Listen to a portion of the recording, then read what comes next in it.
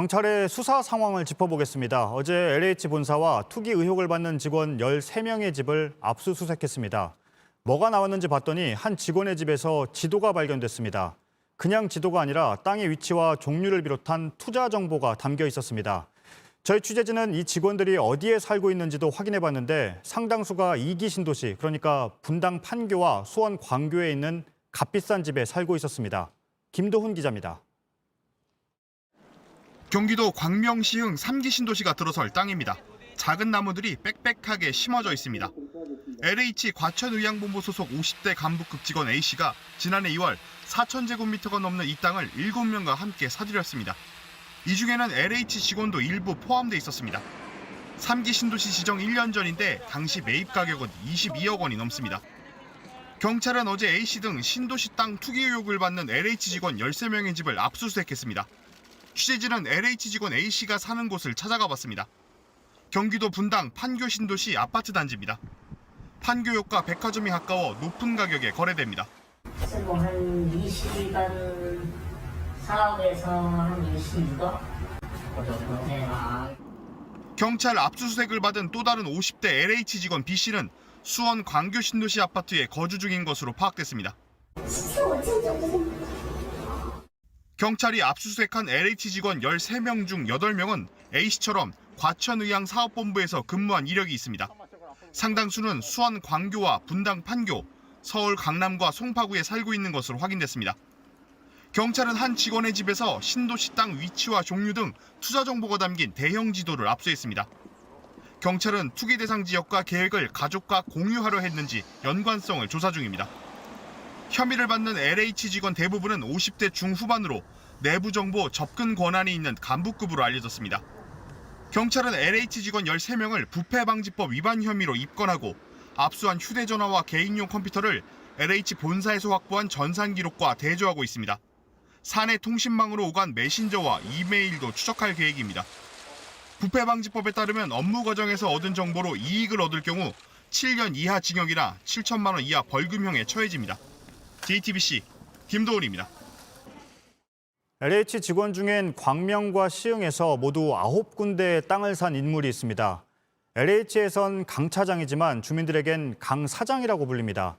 땅을 살 땐 지분을 쪼개고 그 뒤엔 어린 나무를 심었습니다. 정말 전문 투기꾼의 솜씨가 보이는데 이 사람의 이력을 추적해보니 이미 10년 전에 부동산 고수라며 언론과 인터뷰를 했습니다. 정리하면 신도시의 단독주택 용지를 살아였습니다. 마치 이번 투기 의혹의 예고편 같습니다. 이지은 기자입니다. 경기도 시흥시 무진해동의 한 필지입니다. 4명이 쪼개서 산 곳으로 19억 원이 넘습니다. 왕버들이 빼곡히 심겨져 있습니다. 인근의 과림동 필지입니다. 역시 7명이 20억 원 넘게 주고 샀습니다. 에메랄드 그린이 촘촘히 식재돼 있습니다. 두 곳 모두 LH 간부 강모 씨의 땅입니다. 이를 포함해 광명 시흥 신도시의 강 씨가 갖고 있는 땅은 9군데인 것으로 확인됐습니다. 투기 의혹을 받는 13명의 직원 가운데 가장 많습니다. LH 동료 직원들과 같이 쪼개기로 샀고 희귀종을 심어 보상액을 높였습니다. 월급받는 업자지 뭐. 지가 다 알고도 공부를 하고 글쎄 다 자립했나 보지. 얼마나 썼겠어요. 이 같은 수법에 능했던 건 상당 기간 LH 통합판매센터에 근무하며 얻은 기술로 보입니다. 통합판매센터는 LH가 보유한 공급 필지의 세부 내역을 만들어 외부에 파는 업무를 전담하는 곳이기 때문입니다. 게다가 강 씨는 공인중개사 자격증까지 가지고 있었습니다. LH 인사 규정엔 해당 자격증을 딸 경우 가산점을 줍니다. 부동산 시장이 돌아가는 걸 알아야 그 업무에 도움이 되거든요. 좋은 기술을 어떻게 쓰느냐가 문제죠, 사실은. 강 씨는 10년 전 한 신문에 고수에게 듣는다는 코너에 인터뷰를 하기도 했습니다. 투기를 막아야 할 LH 직원이 드러내놓고 투기 기술을 공개한 겁니다. 강 씨는 은퇴 준비엔 신도시의 단독주택 용지가 딱이라고 말했습니다. 강 씨를 비롯해 이번에 적발된 LH 직원들 대부분이 노린 게 바로 이 같은 단독주택 용지였습니다. 10년 전 인터뷰가 이번 투기 의혹의 예고편이 된 셈입니다. JTBC 이지은입니다. LH 직원들이 노린 건 광명과 시흥뿐만이 아닙니다. 신도시 개발 지역을 발표하기 전에 과천에도 땅을 산 정황이 나왔습니다. 방식은 비슷합니다. 역시 다른 사람들과 지분을 쪼개서 사들였습니다.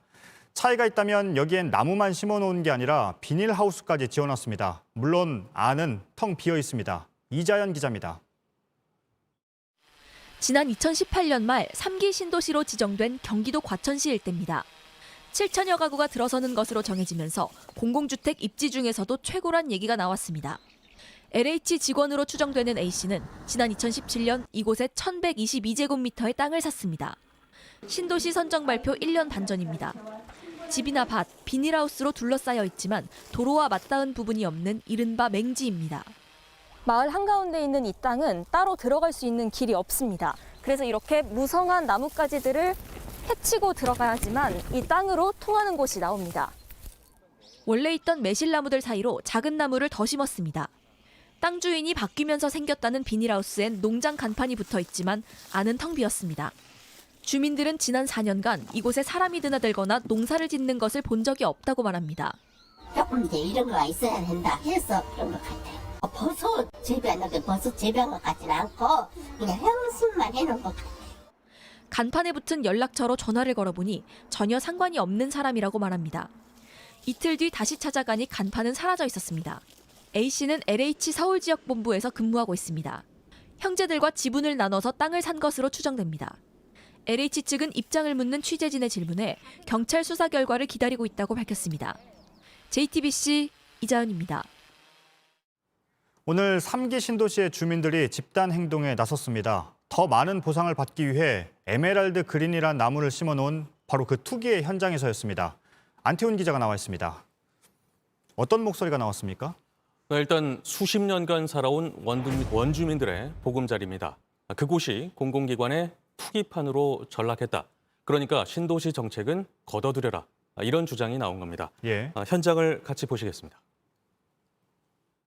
LH 공사는 즉각 해체하라! 중단하라!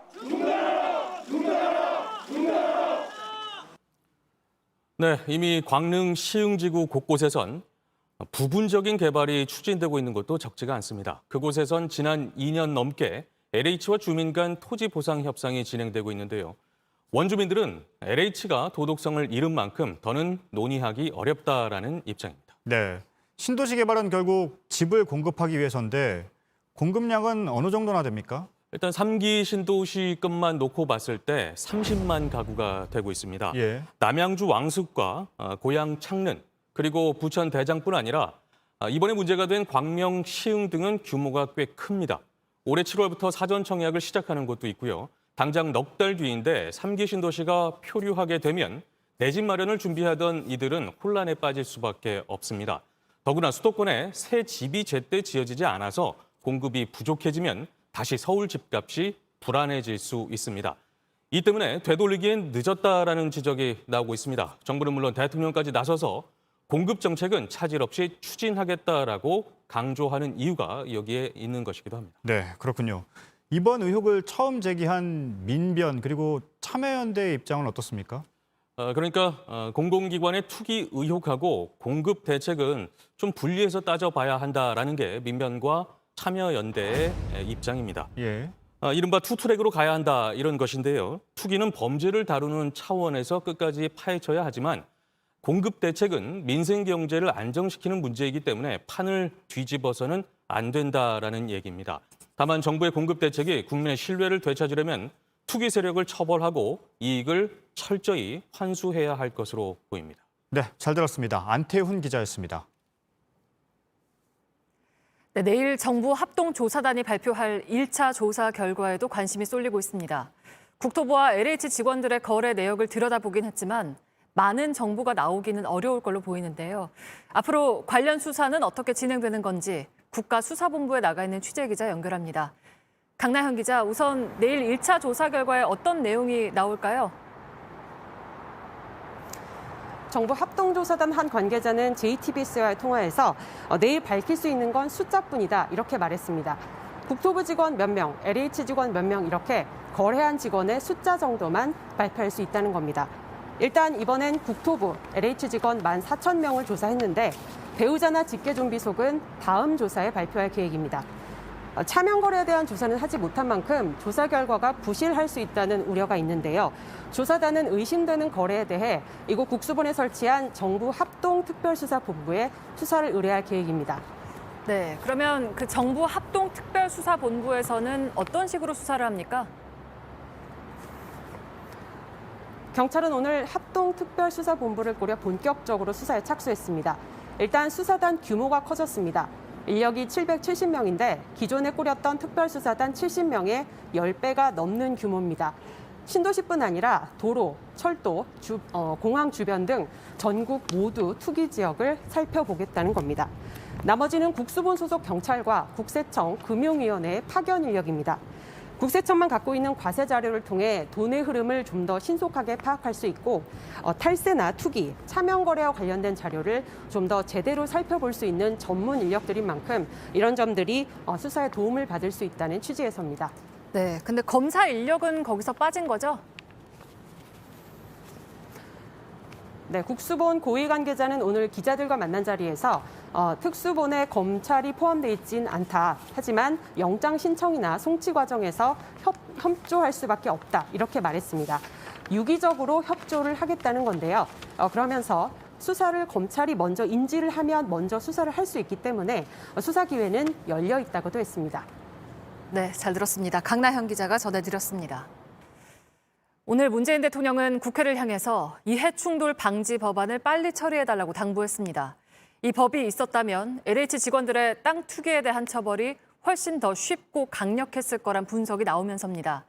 하지만 대통령의 촉구로 이 법이 만들어질지는 더 지켜봐야 할 것 같습니다. 자신들의 이익에도 해가 될까 우려한 국회가 무려 8년 동안 법안 처리를 미뤄왔기 때문입니다. 황예린 기자입니다. 국민권익위는 2013년 이후 3차례나 이해충돌 방지 법안을 발의했습니다. 공직자가 자신의 이익을 위해 공직의 권한을 쓰지 못하게 하는 법안입니다. 이게 법제화됐다면 땅 투기 의혹을 받는 LH 직원들의 처벌이 훨씬 쉬웠을 거란 분석이 나옵니다. 또 사적 이익 추구에 대한 환수 조항이 담겼다면 신도시 주변 땅을 사 얻은 이익도 몰수하는 길이 열렸을 거란 지적이 있습니다. 하지만 이 법안은 19대와 20대 국회에서 본회의 문턱도 밟아보지 못한 채 폐기됐습니다. 이해충돌 조항이 발목을 잡을까 우려한 의원들의 외면 때문입니다. 21대 국회 들어서도 지난 6월 또다시 정부안이 발의됐지만 국민권익위원회에서는 현재 이해충돌 방지법에 관해서 강력한 의지를 가지고 추진을 하고 있습니다. 상정 이후 8개월 동안 제대로 된 논의조차 없었습니다. 이후 정의당이 촉구하면서 심사가 이뤄지긴 했지만 현재까지 단 한 차례도 지금 심사가 이루어지지 않고 있습니다. 조속한 심사를 통해 국민들께 국회의 투명성과 신뢰성을 높여야 한다고 생각합니다. 해당 상임위 소위에 오른 뒤로는 또 뒷전으로 밀려났습니다. 그러다 지난 2일 LH 직원의 투기 의혹이 불거지고 난 뒤에야 여당이 갑자기 이해충돌 법안 처리를 약속하고 나선 겁니다. 여기에 오늘은 대통령까지 법제화를 촉구한 상황. 청와대는 문재인 대통령이 투기 자체를 봉쇄할 수 있다면서 이해충돌방지법 처리를 당부했다고 밝혔습니다. 하지만 아직 이해충돌법 제정을 위한 공청회 날짜조차 여야는 협의하지 않고 있습니다. JTBC 황예린입니다. 네, 지금대로라면 LH 직원들을 처벌하거나 이익을 환수하는 게 왜 어려운지, 공공기관이 미공개 정보를 이용한 직원에게 그동안 얼마나 관대했는지를 보여주는 전례가 있습니다. 5년 전 한국도로공사 직원의 투기 사건입니다. 이 직원은 고속도로 도면을 빼돌려서 도로가 날 곳 옆에 가족 명의로 땅을 샀습니다. 결국 미공개 정보를 이용한 혐의로 파면됐지만 도로공사는 수사 의뢰를 하지 않았습니다. 덕분에 직원은 형사처벌도 피하고 땅도 그대로 가지고 있습니다. 그 사이에 땅값은 배로 뛰었습니다. 성화선 기자입니다. 새방금 전주간 고속도로 공사가 한창인 전북 전주시입니다. 2024년에 완공될 예정입니다. 고속도로 나들목 예정지에서 불과 1.5km 떨어진 토지를 가봤습니다. 이곳은 한국도로공사 직원이었던 A씨의 부인이 2016년에 산 땅입니다. 1800제곱미터가 넘는데 지인과 함께 1억 6,680만 원에 샀습니다. 약 1년 후 공사를 어떻게 할지 정하는 실시 설계가 마무리됐습니다. 2018년에는 실제로 공사가 시작됐습니다. A씨의 부인과 지인은 A씨가 넘긴 비공개 자료를 보고 땅을 산 것으로 드러났습니다. A씨가 휴대전화로 촬영한 도면을 4명에게 전송한 겁니다. 그중 1명이 A씨의 부인과 함께 땅을 매입했습니다. 결국 A씨는 이런 사실이 들통나 한국도로공사에서 파면됐습니다. 하지만 수사는 받지 않았습니다. 한국도로공사는 임직원에 대한 고발 지침에 부동산 관련 사항이 없어 수사 의뢰를 하지 않았다고 설명했습니다. A씨의 부인은 여전히 이 땅을 갖고 있습니다. 이후 땅값은 상승하고 있습니다. 공시지가만 약 22% 올랐습니다. 고속도로가 완공되면 나들목과 가까워 땅값은 더 크게 뛸 수 있습니다. 유통 창고라든가 그런 거는 이제 좀 더 찾을 수가 있죠. 당연히 더 올랐죠. 배로 뛰었을까요? 그 정도 감안해야죠. 현행 법대로라면 LH 직원들의 땅 투기가 적발되더라도 A씨처럼 투기 수익을 환수하기 어려울 수 있습니다. 이러다 보니 정치권에서는 처벌을 강화하는 법안을 발의하고 있습니다. 심상정 정의당 의원은 공공주택 특별법 개정안을 발의했습니다. 공공주택 사업과 관련된 일을 하는 사람이 미공개 정보를 이용해 투기할 경우 최대 무기징역을 내릴 수 있는 법안입니다. JTBC 성화선입니다.